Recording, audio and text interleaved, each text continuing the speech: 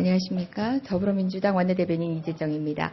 오늘은 4가지 내용으로 여러분께 말씀드리게 될 것 같습니다. 총 5가지 내용이네요. 먼저 우병우만 만나면 무뎌지는 검찰의 칼날에 대한 이야기입니다.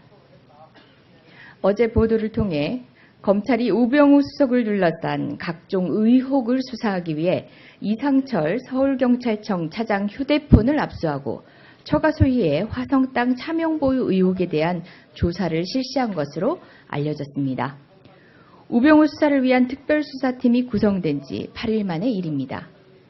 우병우, 유독 그 세 글자만 나오면 길을 펴지 못하고 칼날이 묻어지는 검찰의 모습이 안타까울 따름입니다. 검찰은 특별수사팀 구성 8일이 지났음에도 아직도 우병우 수석의 자택과 사무실, 휴대전화 등에 대한 압수수색조차 하지 못하고 있습니다. 이미 국민들은 이번 수사에 대한 기대를 저버린 지 오래입니다. 권력 앞에서 눈치 보기로 일관하는 검찰의 수사를 지켜보기가 참담합니다. 무능한 검찰이라는 오명이 계속 이어지지 않기를 마지막으로 기대해 봅니다. 다음은 일본 정부의 10억엔 송금과 관련된 이야기입니다. 어제 일본 정부는 법적 책임도 거부한 채 치유금 명목하에 10억엔을 화해치유재단에 송금했습니다. 박근혜 정부의 무능이 불러온 참사이자 수치입니다. 일본군 위안부 문제에 사실상 면죄부를 부여한 것입니다.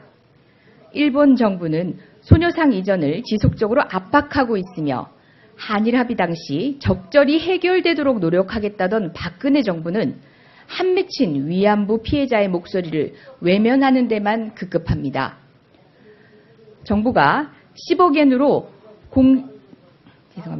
일본 정부가 10억엔으로 공식 사죄와 법적 배상을 다한 것처럼 계속 기만한다면 결코 용납하지 않을 것입니다. 돈으로 역사를 거래할 수는 없습니다. 또한 역사는 철거될 수 없습니다. 굴욕적인 한일 합의를 폐기하고 피해자와 국민 앞에 사과하는 것, 이것이 한일 정부가 답해야 할 역사의 명령입니다. 다음은 세월호 특조위 3차 청문회에 대한 이야기입니다. 오늘과 내일 이틀간 세월호 특조위의 3차 청문회가 예정되어 있습니다. 세월호 특조위는 청문회의 원활한 진행을 위해 이정현 새누리당 대표와 김시곤 전 KBS 보도국장을 비롯한 증인 39명과 참고인 29명을 공고했습니다.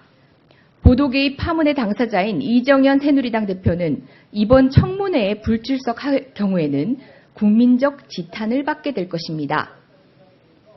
세월호 특조위는 위원을 비롯한 모든 직원들이 합심하여 진상규명을 위해 최선을 다하고 있는 반면 정부 여당은 세월호 참사의 진상규명 회피에 전력을 기울이고 있습니다. 비정상의 정상화를 외치고 있는 박근혜 정부는 과연 세월호 참사 앞에서 누가 비정상이고 정상인지 다시 한번 되돌아 새겨보기 바랍니다. 더불어민주당은 앞으로도 세월호 참사 진상규명을 밝히기 위해 국민과 함께 최선의 노력을 다할 것입니다.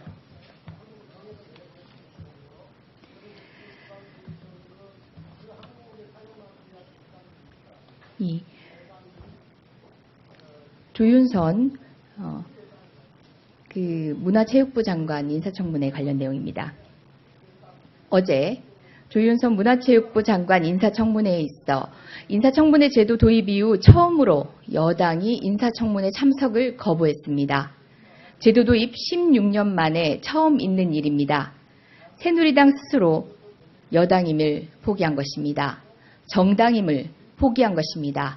국회의원임을 포기한 것입니다. 인사청문회 시작 전부터 가시돋친 막말과 낯뜨거운 욕설로 정상적인 회의 진행을 방해하더니 대통령이 임명한 후보자의 인사청문회를 여당이 앞장서 포기했습니다. 이를 바라보는 국민들의 마음은 참담하기 그지없습니다. 새누리당은 국민 앞에 사과를 해야 할 것입니다. 이번 청문회 파행에 대한 모든 책임을 져야 할 것입니다.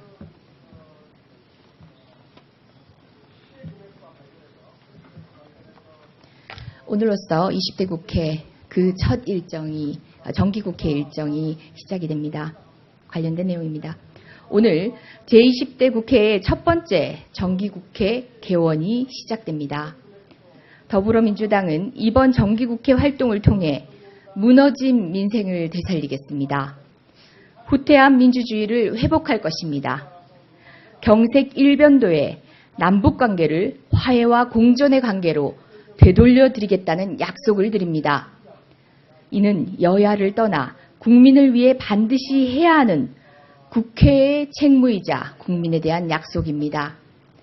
그동안 여야 협치를 위해 무던히 노력해왔습니다. 앞으로도 국민 여러분께 실망 끼쳐드리지 않도록 목소리를 높이기보다는 대화와 협력으로 국회 운영을 이끌어가는 더불어민주당이 되겠습니다.